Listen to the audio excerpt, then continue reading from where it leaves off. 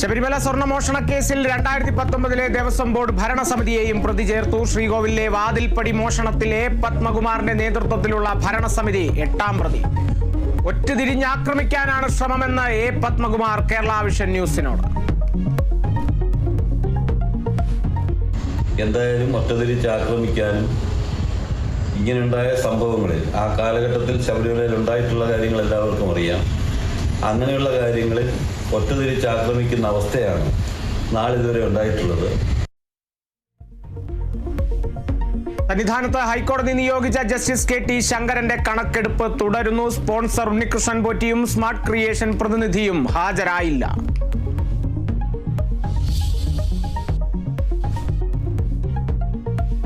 ശബരിമല സ്വർണ്ണമോഷണത്തിൽ ദേവസ്വം ബോർഡിനെ സംശയിച്ച് വിജിലൻസ് റിപ്പോർട്ട്. സ്വർണ്ണപ്പാളി സ്പോൺസർ ഉണ്ണികൃഷ്ണൻ പോറ്റിക്ക് കൊടുത്തുവിട്ടത് ദേവസ്വം ബോർഡ് അറിഞ്ഞില്ലെന്ന് കരുതാനാകില്ല. 2019 ഭരണസമിതിയുടെ നിർദ്ദേശമോ സമ്മർദ്ദമോ ഉണ്ടായെന്ന് സംശയം.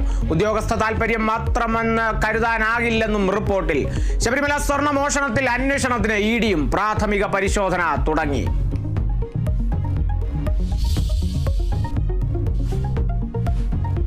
ഓപ്പറേഷൻ നുങ്കോറിൽ പിടിച്ചെടുത്ത വാഹനം വിട്ടുകിട്ടാനായി കസ്റ്റംസിന് അപേക്ഷ നൽകി നടൻ ദുൽഖർ സൽമാൻ.